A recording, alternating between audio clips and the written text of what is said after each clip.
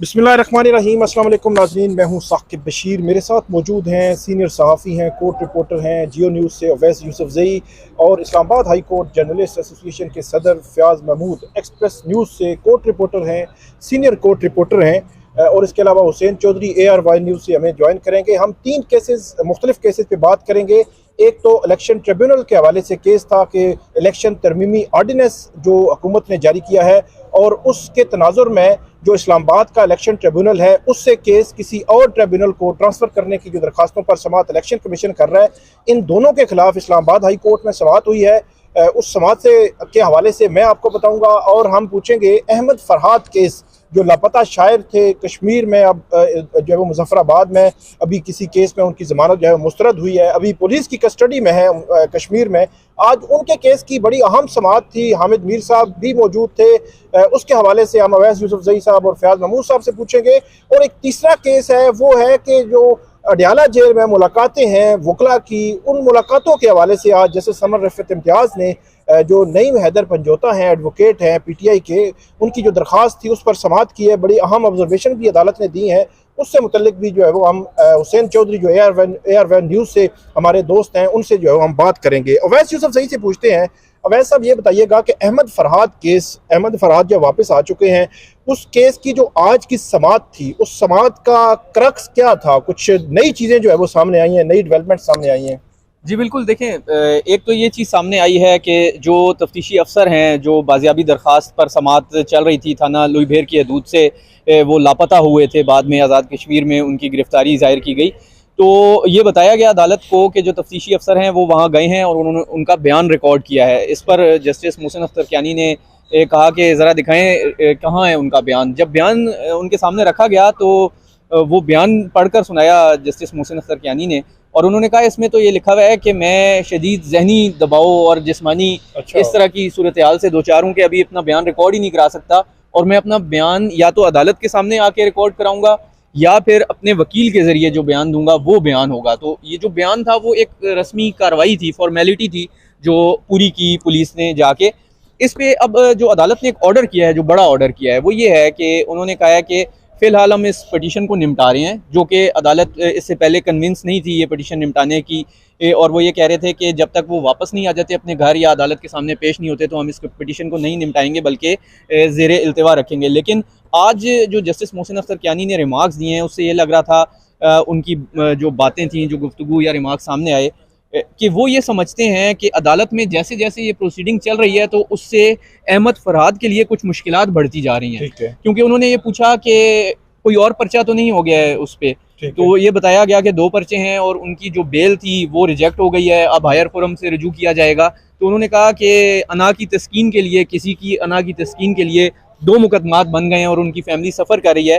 तो उन्होंने कहा कि चूँकि अब वो जुडिशल कस्टडी में है तो मैं ये समझता हूँ कि इस पटिशन को निपटा देना चाहिए, अगर बाद में आपको ज़रूरत महसूस हो तो आप दोबारा दायर कर सकते हैं। लेकिन साथ ही साथ उन्होंने एक जो ऑर्डर कर दिया है वो ये किया है कि जब भी वो वापस आएँ तो तफ्तीशी अफसर उनको लेके जाए मैजिस्ट्रेट के सामने और 164 की स्टेटमेंट, 161 की नहीं, 164 की स्टेटमेंट रिकॉर्ड कराएं, और उसमें वो जो भी बयान दें उसकी रोशनी में उसकी तफ्तीश को आगे बढ़ाया जाए। क्योंकि वो ये कह रहे हैं कि बाजियाबी तो हो गई है, उनकी पता चल गया है कि वो गिरफ्तार हैं, फलां मुकदमा है, लेकिन वो कह रहे हैं कि गिरफ्तारी से पहले कितना अरसा वो जो गायब रहे, वो जो जबरी गुमशुदगी है उसका तयन होना बाकी है कि उस दौरान उन्हें कहाँ और कैसे रखा गया या वो कहाँ थे। तो वो कह रहे हैं कि मुझे नहीं पता वो क्या बयान देता है, वो जो भी बयान देगा उस बयान की रोशनी में तफ्तीश को आगे बढ़ाया जाए। कोई शेर भी वो बता रहे थे कि कोई बयान के नीचे कोई शेर कोई सामने आया है या अभी नहीं सामने आया? नहीं, शेर आया है सामने, वो फ़याज़ महमूद साहब ने नोट किया है, वो बताएंगे आपको उस शेर के बारे में। फ़याज़ साहब, जो अहमद फरहाद हैं उन्होंने शेर भी लिखा है अपने उस बयान बिल्कुल, उन्होंने जो अपनी स्टेटमेंट जो पुलिस को दी है उसमें उन्होंने जो अपनी बात ख़त्म की है वो एक शेर की सूरत में की है, और उसके बाद जब वो शेर पढ़ा, वो मेरे ख्याल में आज़ाद अंसारी साहब का शेर है, और उस पर हामिद मीर साहब की तरफ जज साहब ने देखते हुए कहा कि इस शेर को जो है वो तर्जमे की भी ज़रूरत है। क्योंकि अहमद फरहाद को मैं बड़े सालों से जानता हूँ, बड़ी पुरानी दोस्ती है, हम इकट्ठे कुलीग रहे, तो शायरी उन पे तो ख़त्म है, बल्कि अक्सर औक़ात जब हमें किसी मौजू के ऊपर किसी मौके पे कुछ शेर सुनना था तो हम कहते थे शाह जी कुछ शेर सुनाए इस मौका महल पे, तो वो शेर उनको ऐसे याद है कि बस फौरी वो ऐसा शेर सुनाता है कि बंदे का दिल खुश हो जाता है। तो जो उन्होंने अपनी स्टेटमेंट में शेर लिखा है वो उन्होंने लिखा है, अफसोस है बेशुमार सुखन हाय गुफ्तनी। मैं इसका थोड़ा सा आपको समझाता भी हूँ। खौफे फसादे खल्क से न गुफ्ता रह गए। जो मैं इस शेर को समझा हूँ, ज़ाहिर है हमारा उतना नॉलेज नहीं है, वो दिल में बहुत कुछ लेके फिर रहे हैं और वो ये कहते हैं कि खौफे फसादे खल्क से न गुफ्ता रह गए, कि हम अपनी बात नहीं कर पाए, कि उनको एक खौफ है फसाद का जो खलकत में वो हो सकता है। जो तो यहाँ से आप अंदाज़ा लगाएं, जो अपना स्टेटमेंट तो उन्होंने नहीं दी, लेकिन वो शेर में सब कुछ कह गए हैं। इस शेर में वो अपना बयान भी रिकॉर्ड करवा गए हैं, अपनी बातें भी कर गए हैं।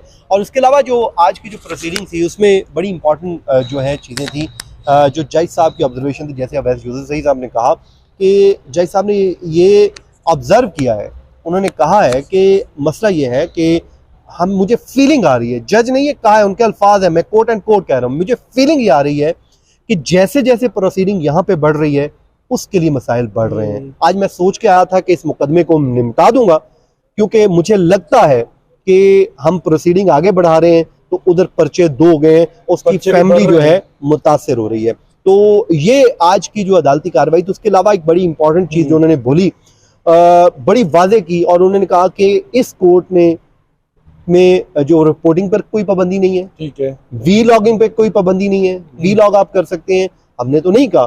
फिर उन्होंने एक अलबत्ता जरूर जो नेशनल सिक्योरिटी के इशू पे बात की, उन्होंने कहा कि हम समझना चाहते हैं कि ये क्या है, तो उसके लिए उन्होंने कहा कि हम चाहते हैं कि नेशनल सिक्योरिटी का अगर मामला हम समझने के लिए अगर किसी को बुलाते हैं तो उसमें हम उसको इन कैमरा प्रोसीडिंग डिक्लेयर कर देंगे, उसमें हम रिपोर्टिंग पे रोक देंगे कि आप इसको रिपोर्टिंग ना करें, वो आए, आकर हमारे साथ बैठ के हमें समझाएं, और ताकि हमें अपनी हदूद मालूम हो, उन सबको अपनी लार्जर बेंच भी उन्होंने कहा है, उस पर ऑर्डर आएगा। उन्होंने कहा कि मैं ऑर्डर भी करूंगा इस पे, और जो 164 की स्टेटमेंट का कहा है, और साथ ही उन्होंने कहा कि इस मामले को मैं चीफ जस्टिस को भिजवाऊंगा और लार्जर बेंच, क्योंकि उन्होंने कह दिया है, लेकिन ऑर्डर में उन्होंने कहा कि ये सारी चीजें ऑर्डर में आएंगी, और जो आज का जो ऑर्डर होगा मैं समझता हूं कि पिछले ऑर्डर्स पीछे रह जाएंगे, ये आगे निकल जाएगा, बड़ा इंपॉर्टेंट होगा। अच्छा, अवैस यूसुफ ज़ई साहब ये बताएं कि हामिद मीर साहब ने एक कॉलम लिखा, additional attorney general Munawwar Iqbal Dugal sahab ने गुज़श्ता समात पर यह कहा था कि कश्मीर फॉरेन टेरिटरी है। अब वो दायरी जो अदालती दायरा इख्तियार है उससे मुतल्लिक बात कर रहे थे उनके बकौल। फिर हामिद मीर साहब ने एक आर्टिकल लिखा, कल एक दरख्वास्त भी दायर हुई। ये पूरा डिस्प्यूट समझाएं, फिर आज कोर्ट में इसके मुतल्लिक क्या हुआ, हामिद मीर साहब के हवाले से एडिशनल अटॉर्नी जनरल ने क्या लिखा, कहा क्या, उनका क्या मौक़िफ़ है, फिर हुआ क्या? देखिए, जब गुज़श्ता समात पर ये बताया गया कि अहमद फरहाद जो हैं वो बाज़ियाब हो गए हैं, तो एडिशनल अटॉर्नी जनरल का ये इस्तिफ़सार था और इसरार था।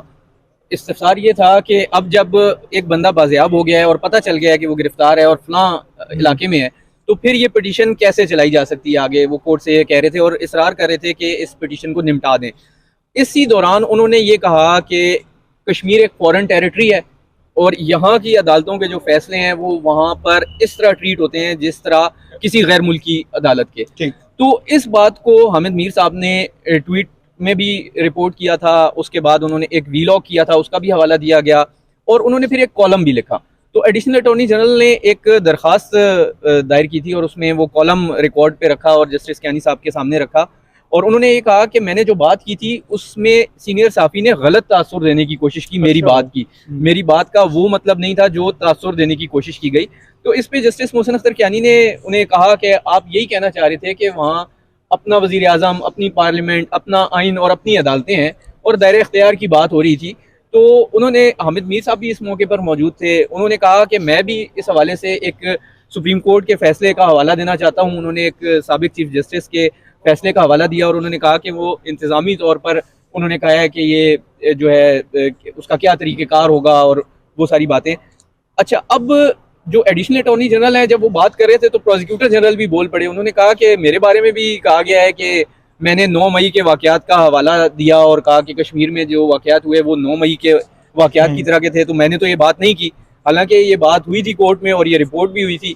बहरहाल कोर्ट ने इस मामले को सुलझाने की कोशिश की और उन्होंने कहा कि जो हामिद मीर साहब कह रहे हैं वो एक सियासी पर्सपेक्टिव और तारीखी पर्सपेक्टिव में बात कर रहे हैं, तो गलत वो भी नहीं कह रहे और ठीक आप भी हैं, क्योंकि आप जो लीगली बात कर रहे हैं वो पोजीशन यही है कि वो जो अदालती जुरिस्डिक्शन है वो वहाँ पर अलहदा दायरा इख्तियार है, यहाँ पे अलहदा है।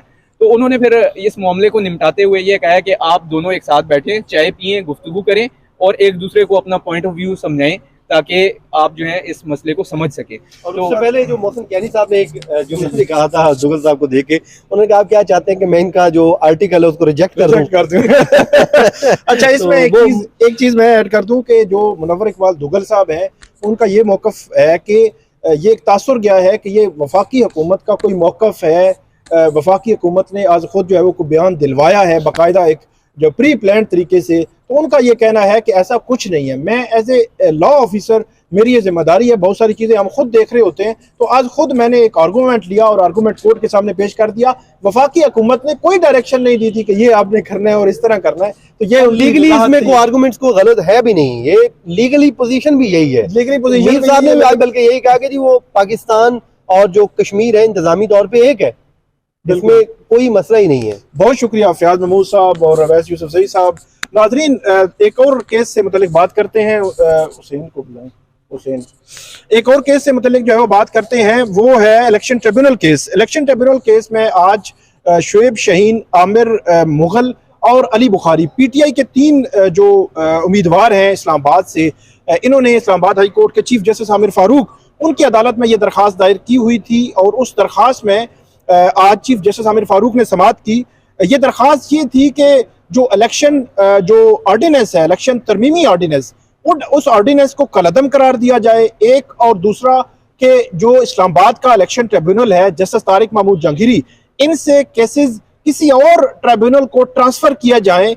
और मुस्लिम लीग नून के 3 MNAs हैं, तारिक फजल चौधरी हैं, इसके अलावा जो अंजम अकील खान है, राजा खुरम नवाज हैं, इन तीनों MNAs ने इलेक्शन कमीशन में दरख्वास्त दायर की है कि इन की हद तक जो मामला है ये 22 और जो ये कहा है कि एक तो 22 का कहा है और ये कहा है कि हेज से चला रहे हैं, और एक ये कहा है कि कुछ चीज़ें वो देख नहीं रहे, फिर हाई कोर्ट के इख्तियारात इस्तेमाल कर रहे हैं। तो ये 3-4 चीज़ें मिला के उन्होंने कहा है कि जस्टिस तारिक महमूद जहांगीरी से ये केस ट्रिब्यूनल से दूसरे ट्रिब्यूनल में शिफ्ट किया जाए, मुंतकिल किया जाए, और उस पर इलेक्शन कमीशन समाअत कर रहा है। लेकिन आज चीफ जस्टिस आमिर फारूक ने इस पर समाअत की है। सजील शहरयार सवाती, वो शुएब शाहीन की जानिब से वो लीड काउंसिल थे, उन्होंने इस पे आर्गूमेंट्स दिए, अदालत को कन्विंस करने की कोशिश की कि वफाकी हुकूमत ये नहीं कर सकती, इलेक्शन कमीशन ये नहीं कर सकता। तो चीफ जस्टिस ने आखिर में ये कहा है, उनके दलाइल सुनने के बाद, इब्तदाई दलाइल सुनने के बाद, हम इस हवाले से एक तहरीरी ऑर्डर जो है वो जारी करेंगे। उनकी जानिब से कहा गया कि आज ही वहाँ पे इलेक्शन कमीशन में ये केस लगा हुआ है, इलेक्शन कमीशन कोई ऑर्डर भी जारी कर सकता है, लेकिन अदालत ने कहा कि मैं कुछ फैसले हैं सुप्रीम कोर्ट के और मुख्तलिफ अदालतों के, वो पढ़कर उसके बाद एक ऑर्डर जो है वो अदालत जारी करेगी। अब ऑर्डर इस वक्त तकरीबन 11:15 हो गए हैं। अब ये ऑर्डर कब होगा इसका इंतजार है। जो ऑर्डर आएगा वो आपके साथ हम शेयर करेंगे, लेकिन उसके असरात इस्लामाबाद के तीनों हलकों पे बड़े गहरे हैं। इस्लामाबाद के तीनों हलकों के जो MNAs हैं उनको जस्टिस तारिक महमूद जहांगीरी ने 2 मई को ये नोटिस किया था कि फॉर्म 45 लेके आए। वो फॉर्म 45 2 जून तक नहीं लेके आए, 1 मंथ पूरा, लेकिन इलेक्शन कमीशन बहरहाल पहुंच गए और उन्होंने कहा जी हमारा केस जो है वो ट्रांसफर करें। और इसमें एक और जो बात आज जो शुएब शाहीन के वकील ने की, उन्होंने कहा कि ये तो वही बात हुई कि अपनी मर्जी का कोई ट्रिब्यूनल या जज आप लगाना चाहते हैं और फिर इलेक्शन कमीशन जो है वो रिस्पोंडेंट है मुख्तलिफ जो यहाँ पे दरखास्तें हैं खास तौर पर, और इलेक्शन कमीशन से भी बहुत सारे सवालात पूछे हुए हैं जस्टिस तारिक महमूद जहांगीरी ने। अब वही इलेक्शन कमीशन जो है अपने खिलाफ ही जो केस है खुद ही जो है वो डिसाइड कर देगा और खुद ही किसी को जो है वो भेज देगा। बहरहाल ये बड़ा एक डिस्प्यूट है, इलेक्शन कमीशन और हाई कोर्ट तकरीबन आमने सामने है। जो ऑर्डर आएगा वो आपके साथ हम शेयर करेंगे। अब तीसरे मौजू की तरफ बढ़ते हैं और ये मौजू है जो मुलाकातें हैं इमरान खान साहब से जेल में, उन मुलाकातों से मुतल्लिक के जो मुलाकातें उनमें कोई हर्डल्स आ रही हैं मजीद। तो नईम हैदर पंजोता जो वकील हैं PTI के, उन्होंने आज दरख्वास्त दायर की हुई थी। आज की जो समाअत थी जस्टिस समर रिफत इम्तियाज़ उनकी अदालत में ये आज समाअत हुई है। उस समाअत में हुसैन चौधरी हमारे सीनियर जो है वो कोर्ट रिपोर्टर हैं ARY न्यूज़ से, ये मौजूद थे। इनसे हम पूछेंगे कि उस समाअत में क्या था, वो क्या मांग क्या रहे थे, फिर अदालत ने क्या ऑब्जर्वेशन जो है वो दी हैं। बहुत शुक्रिया साकिब साहब। असल में एक तो आपको पता है कि ये जो वकला की मुलाकातों का सिलसिला है ये तो काफ़ी अरसे से जारी है, लेकिन उसमें काफ़ी हर्डल्स भी थी। कल सुप्रीम कोर्ट में भी ये बात हुई और पिछली समात पर इमरान खान ने चीफ जस्टिस को भी शिकायत की थी कि इस तरह मुझे मुलाकात नहीं करवाने दी जा रही, रसाई नहीं है, और अगर कुछ वो ले के आते हैं कागजात, ना अंदर आने की इजाज़त है, अगर मैं कुछ लिख के देता हूँ वो बाहर नहीं जा सकता। तो इस सारे प्रोसेस पे एक नईम हैदर बंजोथा साहब ने एक और अली मोहम्मद खान साहब ने अलग अलग दरख्वास्त दी थी। जो नईम हैदर बंजोथा साहब की दरख्वास्त थी उस पर जस्टिस समन रिफत इम्तियाज़ साहिबा ने आज समाअत की है। शोएब शाहीन साहब पेश हुए और उन्होंने कहा कि जो डिप्टी सेक्रेटरी हैं पंजाब के, जो जेल खाना जात के, उन्होंने एक रिपोर्ट जो है वो जमा करवा दी है और उन्होंने लिखा है कि सिक्योरिटी का मसला है और यहाँ पर संगीन नोयत के जो कैदी हैं अब वो यहाँ पर होते हैं, इसलिए वकला को मुलाकात के लिए अब ज़ाहिर है रोज़ एक वकील आ रहे हैं, 2 आ रहे हैं, 3 आ रहे हैं, तो हमें काफ़ी मुश्किलात का सामना है, तो मुलाकात नहीं हो सकती। उस पर जस्टिस समन रिफत ने कहा कि ये क्या तरीका हुआ है कि हम मुलाकात नहीं करवा सकते, ये कैसे हो सकता है, हम पहले यहाँ ऑर्डर कर चुके हैं और कई दरखास्तें हम मुस्तरद भी कर चुके हैं मुलाकात की, क्योंकि जो इमरान खान है और जेल सुप्रिटेंडेंट है उनके दरमियान एक SOP तय हुआ था और यूँ उन्होंने कहा कि हर बंदा आ जाता था, आके कहता जी मैंने मुलाकात करनी है। लेकिन उसके बाद हमारी इस हाई कोर्ट के हुक्म पर जस्टिस अरबाब ताहिर साहब का उन्होंने हवाला दिया कि उन्होंने एक SOP बनाया, उसके बाद ये सारा प्रोसेस होता रहा। उसके बाद फिर शोएब शाहीन साहब ने कहा कि अब ज़ाहिर है जो वकील जाता है उसके पास दस्तावेज़ात होती हैं, उसने ज़ाहिर है दस्तावेज़ात पे बात करनी होती है, सारी चीज़ें याद तो नहीं रहती। तो वो जो इमरान खान साहब हैं उनके पास एक तो उनके पास टाइम भी नहीं होता, फिर ज़ुबानी हमें याद भी नहीं रहती, उस पर भी पाबंदी है। तो उस पर जस्टिस समन रिफत जो थी वो काफ़ी बरम हुई, तो उन्होंने कहा कि ये कोई तरीका नहीं है कि हम यहाँ से ऑर्डर करें, उस पर अमल दरामद नहीं हो सकता। फिर ये भी बात आई कि जो दरमियान में शीशा लगा दिया जाता है। अच्छा, आज एक बड़ा इंटरेस्टिंग, सबसे पहली दफ़ा ये हुआ कि वो शीशा क्यों लगता है। आपने भी देखा होगा कि जब 190 मिलियन या दीगर जो साइफर केस में वो शीशा भी लग जाता था मुलाकात के दौरान और समाअत के दौरान भी, तो आज उन्होंने ये कहा, ये जो पंजाब हुकूमत के एडिशनल एडवोकेट जनरल थे, उन्होंने कहा कि चूंकि बाहर से बंदा जाता है मुलाकात के लिए तो ये खदशा होता है कि कोई मंशियात अंदर ना दे जाए। उस पे वो काफी अच्छा, जो ये वर्ड इस्तेमाल किया। जी उन्होंने कहा कि मंशियात जो है वो अंदर ना दे अच्छा, जाए। ये नहीं कहा कि खतरा हो सकता है उनको, उनकी जान को कोई अटैक हो सकता है, ये कहा कि उन्होंने कहा कि मंशियात कोई अंदर जेल के अंदर ना पहुंचाई जाए कोई इस तरह की। तो उस पे वो जो बेंच थे, फाजिल बेंच की जो जज, वो भी काफ़ी मुस्कुराई, हंस दी, और साथ साथ जो शोएब शाहीन साहब थे उन्होंने भी कहा कि अब ये देख लें कि ये हाल है। उस पर भी जो है फाजिल जज जो थी उन्होंने कहा कि हम ये ज़रूरी नहीं है कि हम सारी दरखास्तें मंजूर कर लें और कहेंगे इसकी भी मुलाकात करें, इसकी भी मुलाकात करें। जो उनके दरमियान SOPs है वो तय हुआ है, उसके अलावा कोई दरखास्त आती है तो हम मुस्तरद कर देते हैं। इस पर एक आम नुकता जो है वो शोएब शाहीन साहब ने कहा कि जो वकला हैं अब उनको बाहर भी नहीं जाने दिया जाता, पीछे रोक लिया जाता है और कहते हैं यहाँ से पैदल जाएं, और पैदल जाते हुए भी बड़ा एक प्रोसेस है। उस पर जो है वो उन्होंने कहा शोएब शाहीन साहब ने कि अब ये कह रहे हैं कि ये बाहर वाला जो इख्तियार है ये हमारा नहीं है, वो ज़िले इंतज़ामिया का है, ज़िली पुलिस का है, जेल की जो पुलिस है या इंतज़ामिया उसका नहीं है। उस पर एडिशनल एडवोकेट जनरल ने अब मोहलत मांगी है और उन्होंने कहा कि ईद के बाद इसको रख लें, मैं इस पर जवाब दे दूंगा कि इस पर आया पंजाब हुकूमत की जो रिस्ट्रिक्शन बनती है वो अंदर बाहर देख सकते हैं या जेल पुलिस की जिम्मेदारी है या पंजाब पुलिस CPO पिंडी जो है वो करेंगे। इस पर उन्होंने अब रिपोर्ट तलब कर ली है तफसीली, और साथ ये भी कहा है कि ये मुलाकात की इजाज़त कौन दे रहा है कौन नहीं दे रहा, इस हवाले से भी तफसीली रिपोर्ट। बहुत शुक्रिया हुसैन चौधरी साहब ने बड़ा तफसील के साथ हमें बताया कि जो मुलाकातों के हवाले से आज केस की समाअत हुई है, उस समाअत के दौरान क्या हुआ। आज 3 मौज़ूआत थे, अहमद फरहाद केस जो ट्रिब्यूनल्स के हवाले से केसेस हैं और मुलाकातों के हवाले से केसेस हैं, इनके मुतल्लिक आपको अपडेट किया। आइंदा भी आपको अपडेट करते रहेंगे, आप हमें फ़ीडबैक दीजिएगा। अल्लाह हाफ़िज़।